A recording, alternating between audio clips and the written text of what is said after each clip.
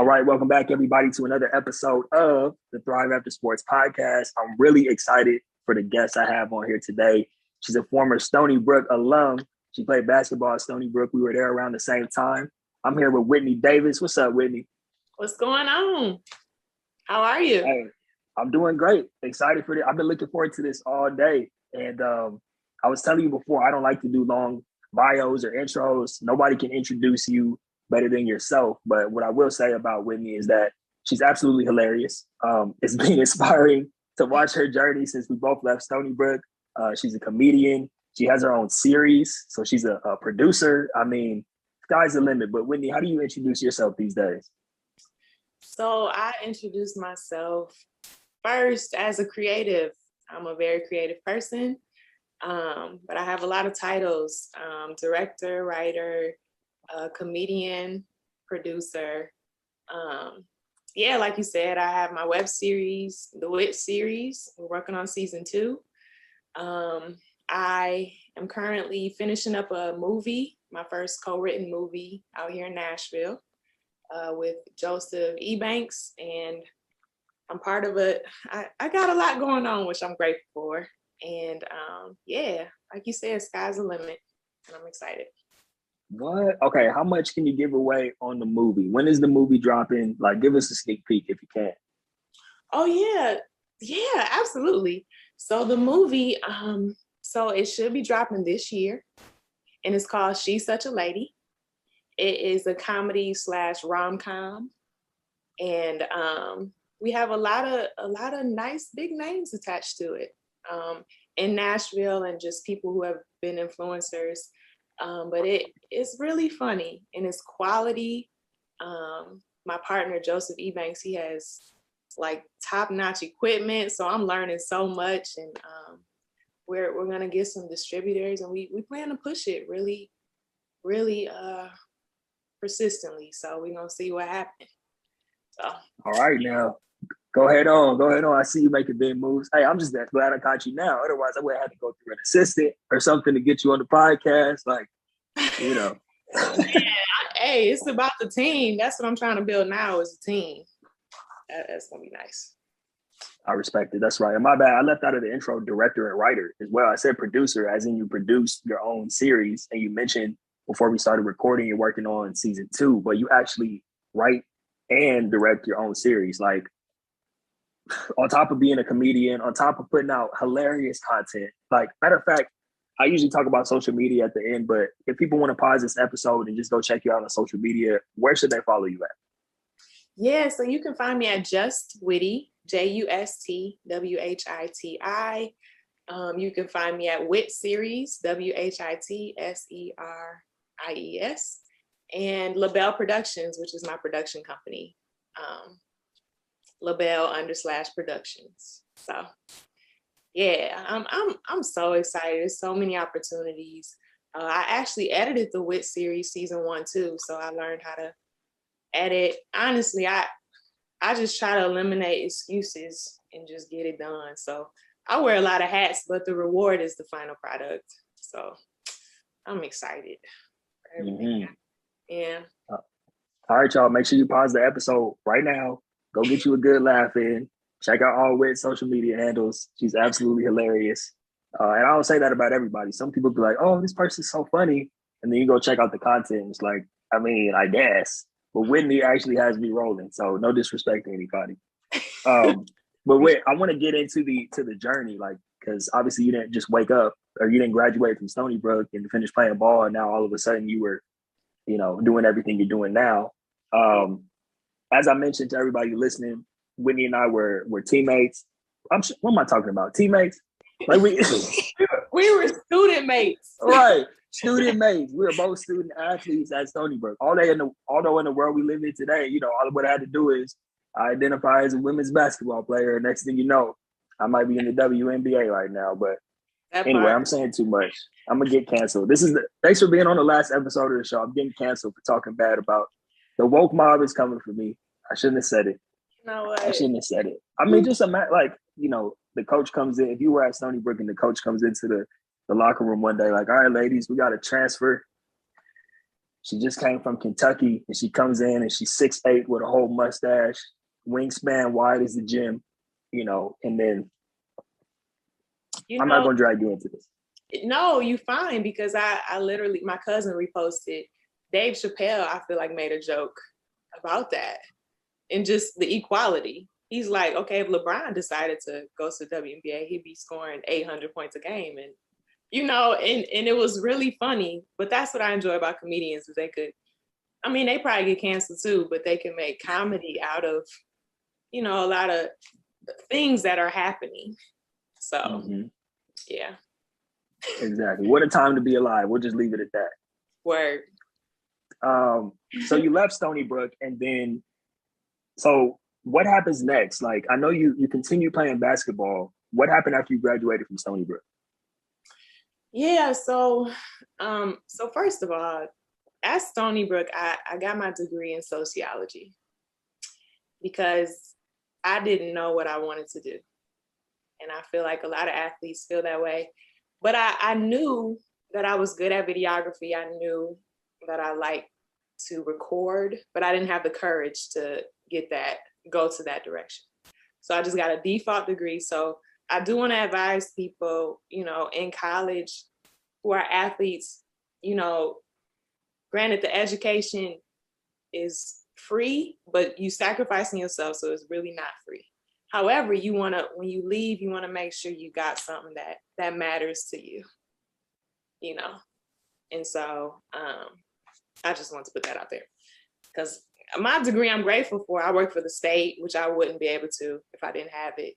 But you look back and be like, dang, if I knew myself now, I probably would have went a different route. Some people do.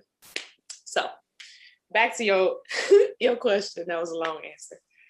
No, that was great. Can we, I'm sorry, I don't mean to cut you off, but I appreciate you actually bringing that up, because I think the fact that you felt called to go there, somebody needed to hear that right now. And, people have heard me say time and time again on the show, I got a multidisciplinary studies degree. So you know what that means. Yeah. I just say communications, because communications was one of the three buckets. So I got one of the basket weaving degrees as well. Then I was just happy to be there, just happy to get an education, So I love that you talked about, like, actually advocating for what you want to do. Don't just let them throw you into a major. Have some sense of direction. You're not going to have it all figured out, but at least try to do something somewhat related. So I appreciate you sharing that. So did you actually go into social work? I know you said you played show basketball for a little bit after you left Stony Brook, right?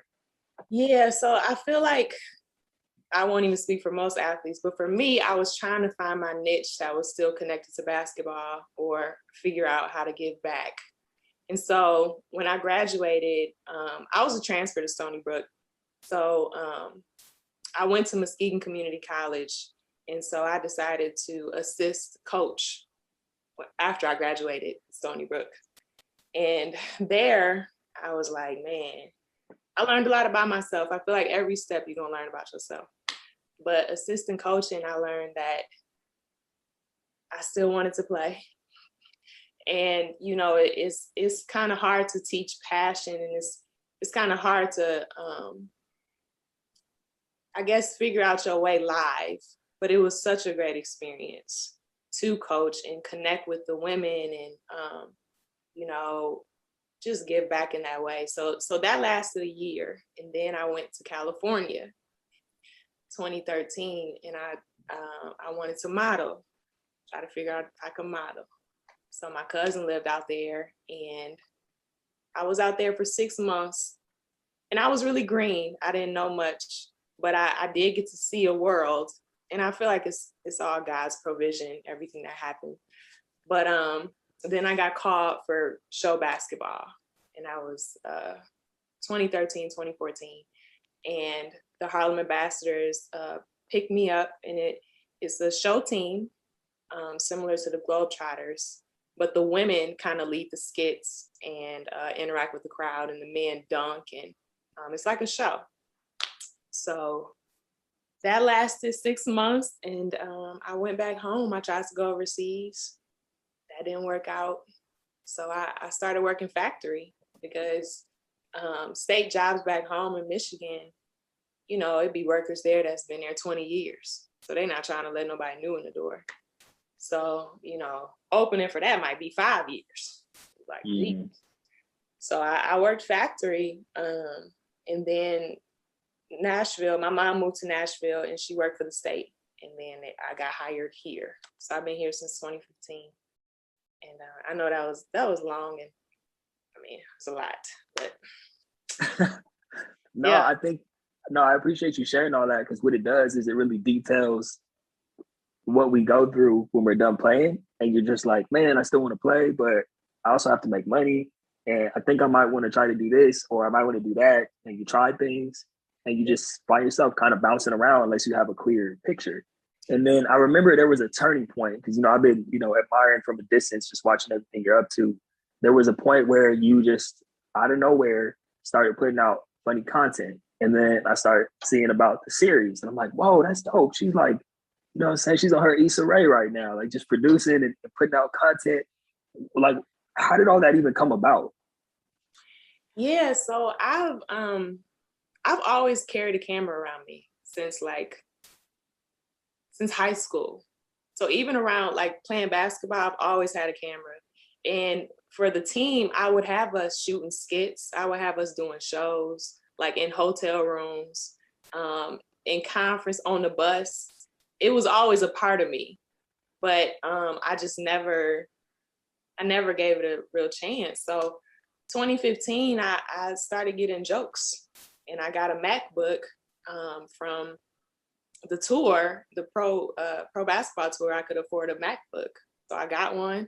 And then iMovie, I was like, I can create movies in here. And Destiny, I don't know if you know Destiny. Destiny Jacobs, right? Yeah, mm-hmm. Destiny Jacobs. She had a MacBook, so we used to like make songs and stuff on there. We got team songs, but I was familiar with it. And so, so I just started doing skits, and I love to write. I love to joke. And shortly after I moved to Nashville, I took an improv class, because I had stage fright like nobody's business. So I was like, okay, I got to face this fear. It ain't going nowhere. So I took that, and then I got into open mic comedy. And then I got into writing the show for the WIT series. So it's been steps, gracious steps, but it's been, you know, acts of faith every time, because it's scary sharing and being creative online and not knowing what's going to happen, you know? So, yeah. Yeah, so you mentioned it being scary at first, but I would imagine, at least from what I was seeing, once you started to put stuff out, especially, you know, consistently, you got a lot of love. Did that kind of motivate you to keep going and keep writing and keep putting out content? Yeah, so I've been doing skits since 2015. Literally skits, playing 3 characters. I would, you know, get different angles, chop it up. And I wasn't getting that much love back then. But then last year, I randomly uploaded a prayer, praying for my future husband. So it was like sarcastic, but it was kind of serious. And it went viral. I'm like, out of all the stuff, this prayer in my car? And so I just started doing that, and my following started growing. And I mean, I'm still finding my niche, but I always want my content to be transparent and relatable. So that's what keeps me on the ground and keeps it easy to produce. But I don't know, that's a good question, because you would feel like you would feel more confident, but just being human, it's like you just never know. And algorithms, it's like, but I'm grateful. I'm grateful for it all, for sure. Mm-hmm. Yeah, it's so interesting you say that, because like, it's also unique, because I don't want to say, like, I'm not even going to try to put it into a box. You can't really put what you do into a box. But one thing I love is that you really, number one, you're transparent about your faith in God. And I think that the way you're able to weave that into a lot of your material, and I'm just really talking about from what I see on Instagram, the way you weave it into your material, but it's still hilarious. You know what I mean? Like, what was the one I saw recently? This is like fresh in my mind where basically you were being rescued by Spider-Man and you were making him. Can you just describe that one? Like, I want to point people to that one because that one was too funny. Like, That's so funny. So I literally seen that filter. So it's the filter where Spider-Man is swinging and your face is being saved by Spider-Man. So I was like, how can I make this unique and funny? Because I think silence is funny, when you're talking to somebody and they're not responding. So I'm like, okay, if I witness the Spider-Man, tell him about the Lord, and compliment his talents, but knowing that we still got a savior, and and even he been sweating all day. I try to put myself there, and so I even kind of gagged because I was up in the air, like scared of heights. But yeah, that was pretty much it. I literally just be kind of improvising, and then I might do it a couple more times and get more jokes, and then I actually get dressed and then record it. Most of the time, I'm just lounging when I get ideas, but that was that a lot of people like that one. Yeah, that was funny. That's the one that most recently sticks out in my mind. But you just brought up something important because you kind of went into your process a little bit of how you shoot content. What about the process of, like, I want to talk about the series. I know you're working on season 2 right now. So how does one actually, and I'm thinking about my brother right now. My brother's been working on the series. He's been writing on it for a minute. So I'm being selfish right now, trying to get your insight. Like, do you write it first or do you write a little bit at a time? Like, what's your process for creating a series? Yeah, so the Wit series, so funny story, and this could help somebody too, but I was invited to be a part of a podcast by this guy, J-Dub. And so he was like, we doing a podcast? So I'm like, I don't really like my voice, but I'm going to just try. So I went there, and the producer for that podcast, his name is Zachary Pope. His company is called Massey TV. So I wasn't a good fit for the podcast, but he was like, man, I think we should do a show, like starring you. What do you think about it? So I'm like, I just been doing skits. I'm like, man, can I even carry a show with my acting abilities? So I was like, yes, because I decided to say yes that year to Scary Things. And so me and him wrote the show. It was my first partnership. Celtics is a good screenwriting website if he wants to figure out how to, because I didn't even know how to write like screenwriting. And so me and Zach literally would write, and it updates real time. So we would write different scenes. We learned ourselves as partners, what's funny, what's not funny. And we just grinded it out. And even my partnership with Joe for the movie, we used Celtics. And honestly, I think I was the first girl that they've ever partnered with, period. So it was nice to learn team, I guess, ideas with different people. And so we wrote the script, and Zach was connected to a lot of people in Nashville. So we literally just took a chance on people. It was like, do you want to be, because everybody working for free. So everybody got real jobs. We all adults. So we came up with the core cast who wanted bad. And I literally come to set, meeting new people and going in the bathroom like, okay, Whit, just breathe. You got this. You know your lines. Just do it. And that's been my life, honestly, since. I just go gather myself, say a quick prayer, know the person. Because I feel like certain parts of you is only activated through faith. So what I mean by that is I won't know what's inside of me until I show up somewhere that I'm not familiar with. It's the only way I can keep growing, which is scary. But that's kind of been the process. People just keep coming back, and then we made it, and I edited all of it.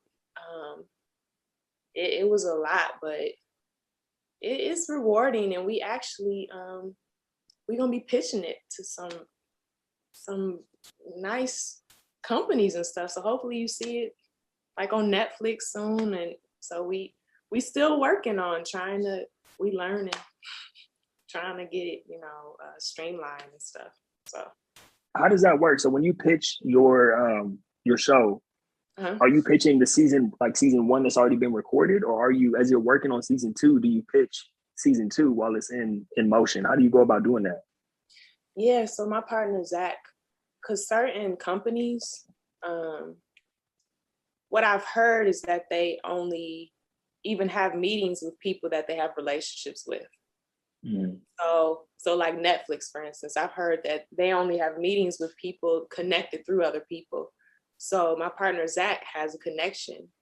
So we're literally learning, me and him learning about pitches, and doing our research, and we have really good what am I trying to say? We have good resources basically to present our things in a great way. So like artwork, and like when you click on Netflix and you see the artwork and you see the bio, we're in the process of getting all that stuff together so that when we do present it, because we want to finish season 2 before we present it. Right. So we can have at least 2 seasons and see what's what. But we definitely want to come correct for an opportunity like this. Another thing I wanted to ask you about was like, at the beginning, you introduce yourself as a creator, and everything else you do falls under that umbrella of being a creator. Mm-hmm. Now, a lot of people would consider themselves creative, whether it's music or painting or, comedy or video, whatever it is that you do. Uh-huh. But it's the work ethic and the consistency that I see from you. Do you think you carried any of that over with you from basketball into like how you handle your business now and how you operate with being a creator? Absolutely. I think sports pushes you mentally, physically out of comfort, especially if you want to be good at it. You push yourself. And so you have to be disciplined. You got to be on time or you're going to run. The way you said that, you're going to run. You are, And so even though that was a really hard adjustment for me too, after I graduated, knowing that I don't have to be so productive. I feel like, having 2-a-days, you just constantly busy as a student athlete. And when you wake up and you're not doing much, you might not feel as good about yourself, or you feel like you have to be busy all the time. And I'm a busybody, so I'm still adjusting to that. But getting back to your question, I definitely think basketball helped me. Even when I'm in tough spaces mentally, I have to get back to that place. Because even when I hooped, I did my best when I didn't think that hard. And when I start overthinking, that's when I mess up. So I know if I'm acting, I have to just be natural in it. Or if I overthink, it's going to be a tougher process. So as far as consistency, I get ideas all the time. So I literally just record them on my phone, and I might write more, but I make up in my mind how many skits I want to shoot a week, what I want to do outside, exercise 3 times a week. I just try to keep a schedule because I know where I'm going. I'm going to have to be disciplined. And nobody's telling me now, but I know in the future it'll be a demand. So I'd rather it be a easy transition versus, anything else. Mm-hmm. Yeah. And then, so this is something that I wanted to ask you about too, because one thing I'm really wanting to do with this show, aside from just doing solo episodes, aside from bringing on like athletes that I'm working with, I've been trying to be really intentional lately about bringing on former athletes who are doing different things. Like you're the first person I've had on here who is a comedian or has their own series. Really? So it's like, yeah, as the show goes on, it's like now, the generations of athletes coming up behind us, when they tap into the show, it's like a buffet of former athletes doing great things. And now you're one of those people. It's like being creative. And so what I want to ask you about is like, there are a lot of people who have certain gifts, whether they're gifted musically or, you know, just creative people, but they I guess belittle their own gifts or don't really act on them because they feel like, oh, I can't make money off of it, or what if people laugh at me, or they don't think it's good. Like, what is it about? Because like you said, at first you weren't getting a lot of traction until you had the viral video, but what is it about? Like, maybe you can give some advice to those people right now. Like, what has kept you going with and exercising your creative gifts and continuing to execute on that? Yeah, that's a really good question. I think God gives us all something special. That's why we're made. I think we all have purpose. How I connected to comedy was I was naturally funny. Growing up, I didn't try. People just laughed at me. I mean, at my jokes, not at me. Right. That would be a different. But yeah, so I feel like we compare a lot because of social media. We value ourselves based off of social media, myself included. I have to put myself in check a lot. Like, my value doesn't come from likes. It doesn't come from comments. It comes from purpose. And ultimately, I mean, God, I try to feel valued from the source, but I don't mean to get religious. No, go ahead. This is your space. You can talk about whatever you want to talk about. Yeah, I do, and I have to surrender those thoughts to God when I overthink things. But either way, I feel like we have to value ourselves, how we're made, because it's only one us. It sounds so cliche, but somebody is looking for you. I literally have an opportunity. Well, I'm working on a movie with Fred Hammond. He's like a gospel legend. And he direct messaged me and asked me if I want to be a part of the movie. And he was like, when I met him in person and I started doing a scene, he was like, just make it just witty. Just do what you do online. I was like, wow, I could just be myself.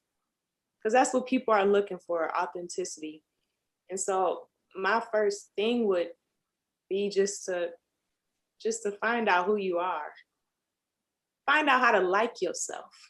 I'm very goofy, quirky, lame. I've been called a lot of things in my day, but I just know it's just because of my silliness. It's just who I am naturally. But it's like, that's what people enjoy about me, even if they can't enjoy it about themselves. Because people are depending on you to be yourself too, so they could eventually take those steps towards freedom. I think we all looking for freedom in ourselves. And so for the person who's ultra talented or really good with connecting with people, because it's different gifts, you know, really good with serving people, I would say go for it and have grace with yourself with each step, because nothing is perfect. You're going to fail, you're going to succeed, but it's like loving yourself in each area and letting God take care of the rest. Because honestly, I can't even plan. I just keep telling him yes. And it be making me emotional because I'm like, I don't even know what I'm saying yes to. But I trust you and I trust your plan for my life. So I must be equipped if it's happening. So let me just get this equipment, walk on up in there. That's right. I'm laughing because if you guys are listening to the audio, you're not watching this on video. The way Whitney just said, get this equipment, you got to watch the video to see. Yeah, that had me rolling. So another thing, and let me preface this next question by giving you an example, and then are you good on time? I want to be respectful of your time, by the way. Oh, you're fine. It's like, okay, so when I graduated from Stony Brook, I knew I didn't want to work a corporate job. Mm-hmm. So I had been making, it's funny you mentioned while you were making videos and stuff while you were at Stony Brook with your team, I was making beats. And so I'm like, okay, I'm going to be the next Pharrell. I'm going to work in the music industry. Uh-huh. And what happened was I hit this point where I was like, I realized it was more of a hobby than something I wanted to dedicate my life to. And I had to ask myself, are you just giving up because nothing's happening? And I had a real talk with myself, and I was like, no, I don't really see myself like couch surfing and trying to make this work. I'm not that dedicated to it. And then I started doing this, helping athletes, and this was like, this is why I'm here. And I've never, so my question is, when it comes to everything that you're doing now, was there ever a moment where you thought about just like hanging it all up and being like, let me leave all this stuff alone? And then how did you overcome that? Like what kept you pushing? I think with anything in life, you have rough patches, just period. Even in success, obviously in failure. But specifically for me, I used to get really discouraged when I first did comedy, and I would be putting skits out working really hard. I'm like, this is so funny. Then I might see a viral video of somebody flipping something. I'm like, what in the, come here, because these jokes. And so I think what keeps me connected is the purpose in it. And it goes back to Jesus in the Bible. He was about the one, the one sheep lost. It's like if your purpose is impacting one person, then you're doing your just due. And so I try to never lose sight of that. And I always feel fulfilled when I complete something. So I think fulfillment is important. But with rough patches, I think what keeps me most is the purpose behind it, and knowing that somebody kind of depended on me, And sometimes you don't even know who that person is, but you know that it's impacting somebody. And if you don't get no views or no comments, know that it's impacting yourself. Because I go back to my videos that got 10 views, and the message, I'm like, whoa, that's for me right now, 5 years later. So it's like knowing that all things are working for the good and nothing is for nothing. It's all part of it. Was that a good answer? This is new for me.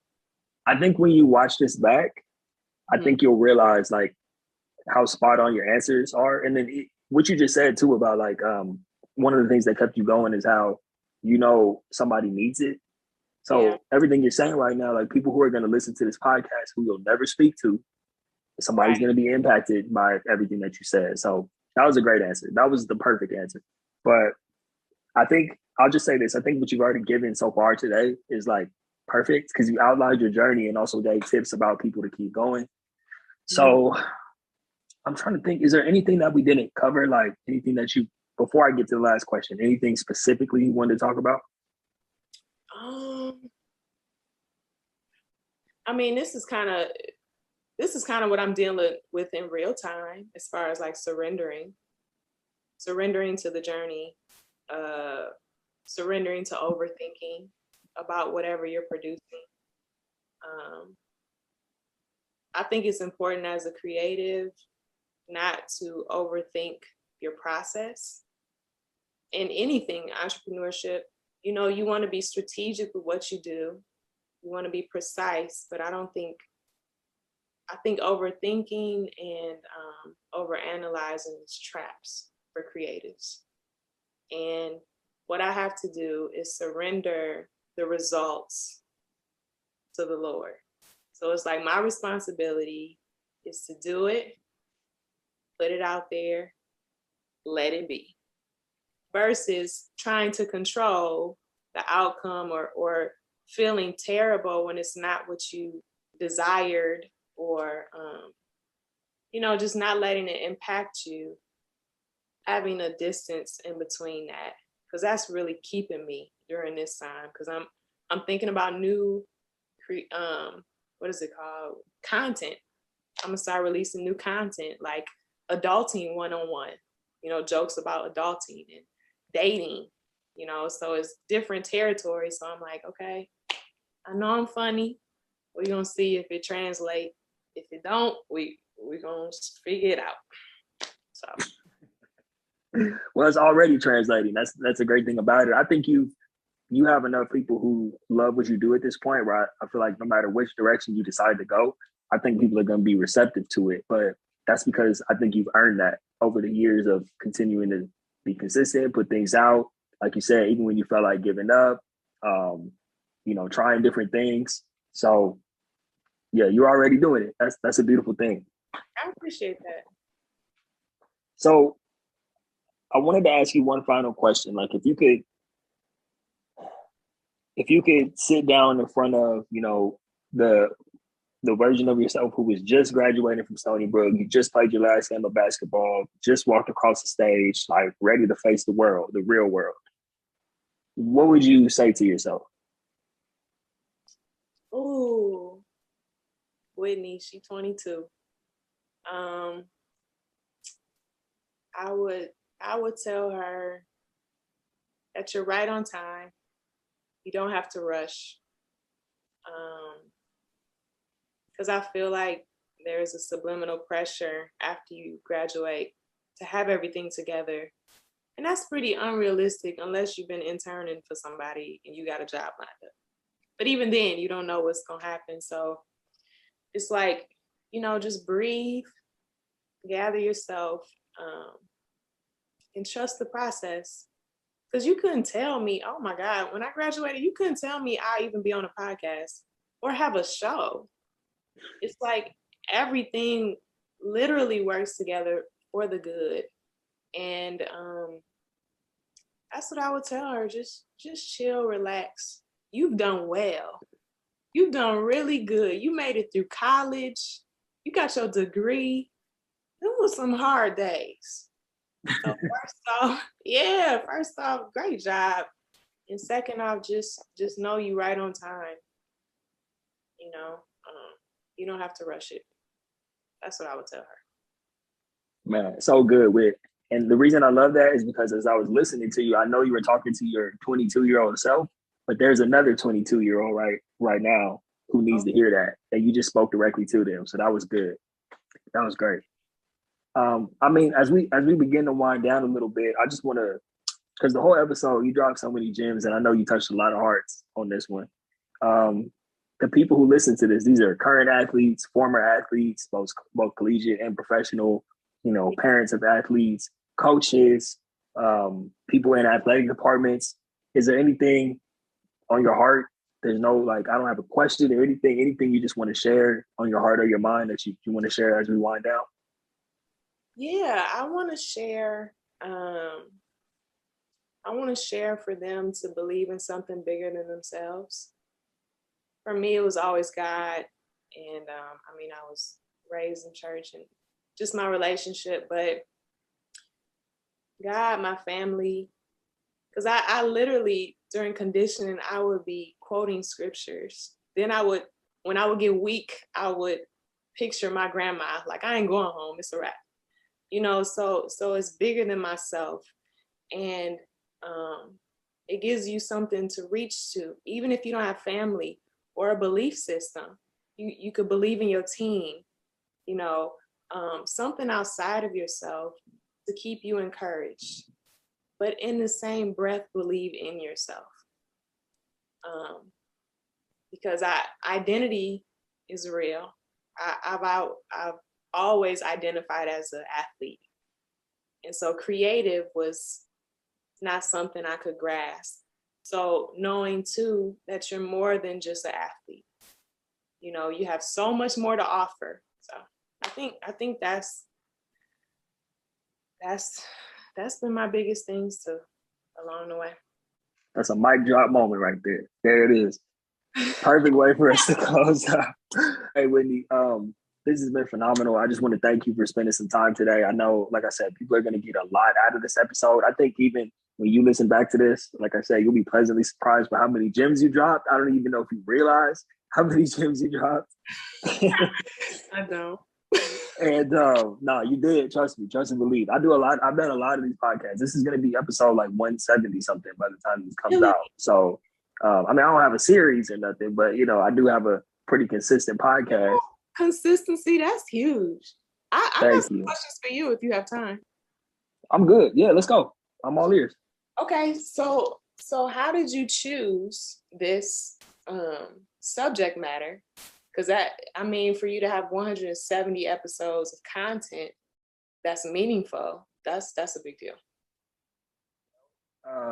It chose me, kind of like you were saying on your journey. This chose me because I had a really tough, and I don't want to bore the listeners to death because they heard my story a million times. But just so you know, I had a really tough transition. I was depressed for a while because I didn't make it to the NFL. Didn't have a great career at Stony Brook, so that led me to a lot of drinking, a lot of smoking, just a lot of partying after college, just trying to distract myself because I wasn't happy with who I was or where I was at in life.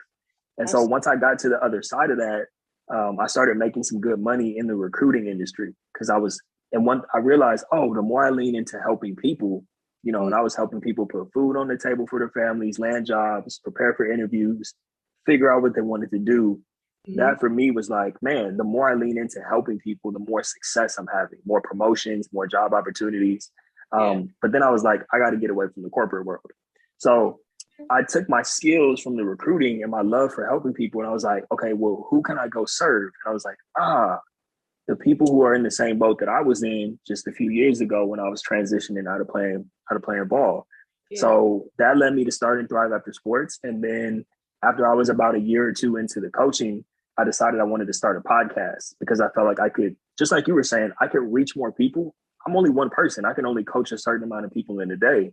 So if I have a podcast, I can have great conversations like this. I can put out solo episodes and I'm impacting people that I'll never even speak to. So I keep that in the back of my mind. Like you were saying, that's what keeps me consistent with, I'm not getting paid to do this. It's like, I don't have sponsorships for the podcast at least. And I keep doing it because I want to get the word out. I don't want to help more people. So thank you for that question. No, that's so dope. That's really dope. I know you mentioned too about your beats.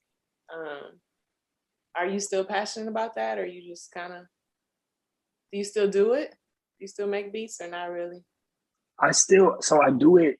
I do it because I enjoy the process of it. I'm not trying to put them out there or, have people like rap over them or sing over them. It's more so like, how some people after a long day of work, just want to like paint or something. Therapeutic. That's me. Yeah, it's therapeutic for me. Like at least once or twice a week, I'll just block off some time. I put it on my calendar now because otherwise a month or two will go by and I won't do it. So like even on Saturday, I'm probably gonna wake up first thing in the morning and just start tinkering around in Logic and throw some beats together. I send them to my brother sometimes. He likes to sing over them. So you just inspired me though. What I'm gonna do is once this episode goes off, I'm gonna play one of my old beats, like from when I graduated from college. I'm gonna play it at the end of this one. Yeah, well, I'm gonna have to listen now. I mean, I was before, but yeah, dope. That's super dope. I think as adults, we definitely have to carve out time to make time for things that make us, happy just naturally. Because I mean, I draw and I write poetry and stuff, but I don't really do it because I be so busy. Right. But like you said, putting it on your calendar and not looking at it as a duty, but like, okay, I get to do this. It's gonna be. Because that's another thing. I have to shift my mind from I have to do to this is an opportunity. Yes. Exactly. It's going to feel obligation. Everything going to be an obligation. Exactly. And that's tough when something that, I'm tripping. I heard my voice for a second. That was weird. But I was going to say it's tough when you, especially as a creative person, when you find yourself trying to do things for the sake of like, you know what I mean? Like doing it as a means to an end versus like doing it because you enjoy it. Now we all have to make money and make ends meet, of course, but I think there's a beauty to doing things just for the sake of doing them, and not being attached to what you're going to get from it. And sometimes, crazy enough, those end up being the things that you get rewarded for anyway because you weren't expecting it. So that's so true. I'm actually in the process of becoming an entrepreneur full time, and just what you said, it's like I create content for fun. But when it becomes an actual job, there is a shift that happens, and even strategy and, just different things. So it's like right now I'm processing through that, right? Just writing down and figuring out my game plan.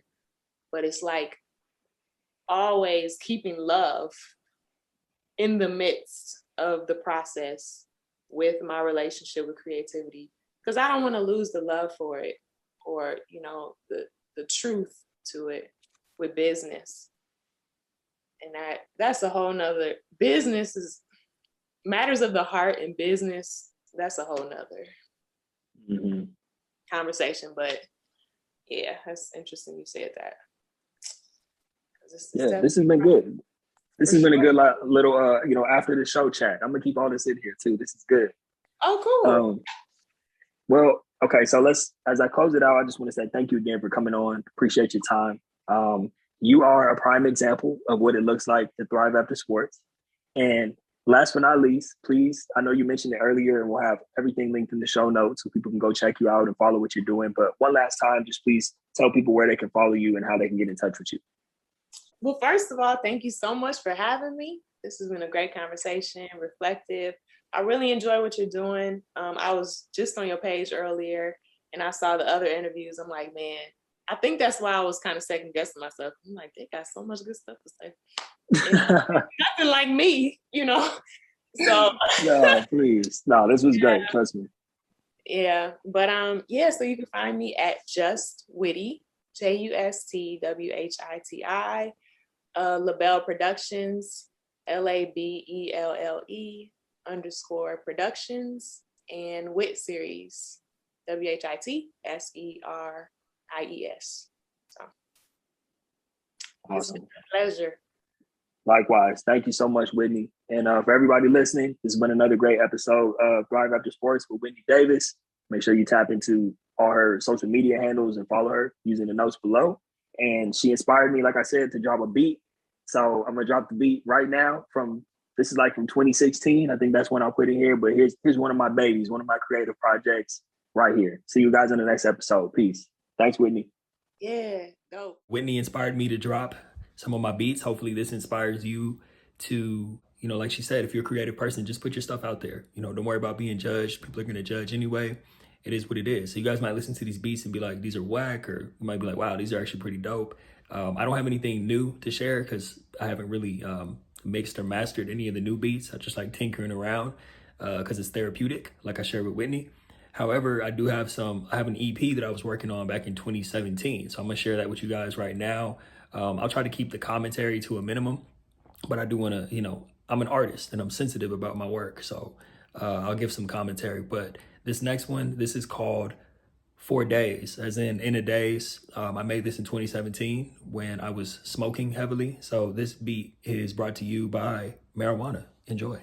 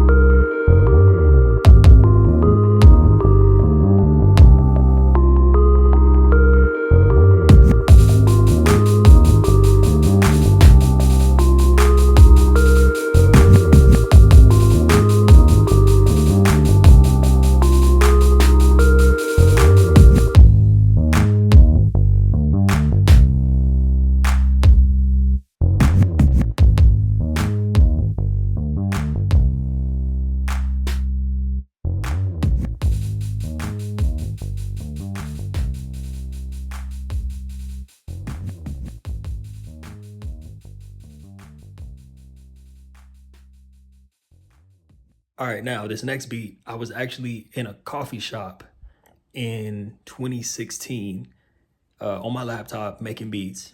And I was like, man, you know what? The ambiance in this coffee shop sounds cool. Like, you know, people taking orders and just the vibe was cool that day. So what I did, I recorded, this for all you creatives out there, just check this out. I recorded the sound inside the coffee shop and then I added it in the background of the beat. Check it out.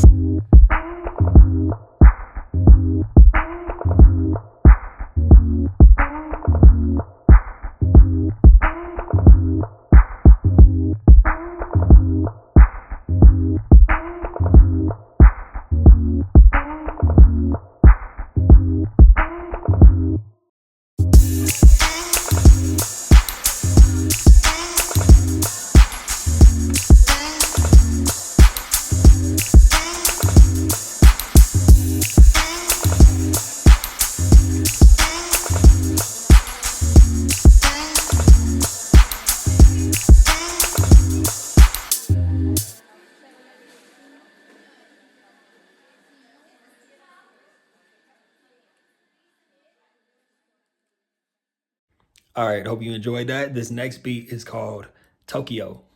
The sample is from a, I don't really use a lot of samples unless I'm sampling someone's voice, or like in the last one, like I told you, I sampled a coffee shop, like just a recording. This was from some like Japanese documentary I was watching, don't ask me, but they were talking about this concept of omoyari. I don't know if I'm pronouncing that correctly, but it's basically, just look it up. I don't even know how to spell it, so you probably can't look it up. I thought it was a cool concept that they were talking about. So I recorded these women talking and then made a beat over it, and it's called Tokyo. So check it out. 思いやりっていう言葉は何にでも使えるんじゃないですか。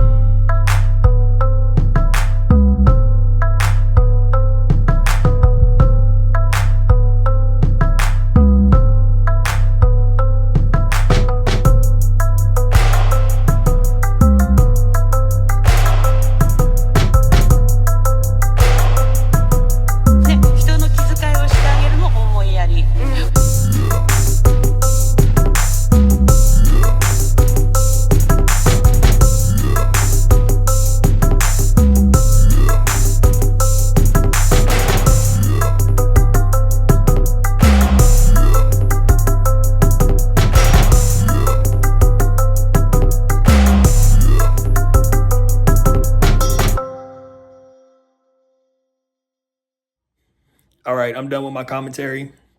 What I'm gonna do is I'm gonna play you 3 more beats, and then the episode will just end. So I'm gonna play 3 beats in a row. Enjoy.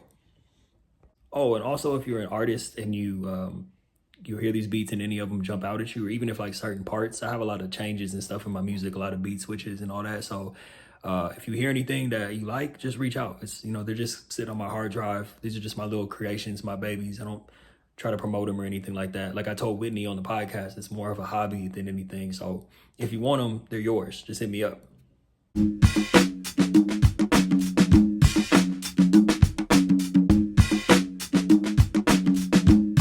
Tosh, play this right quick.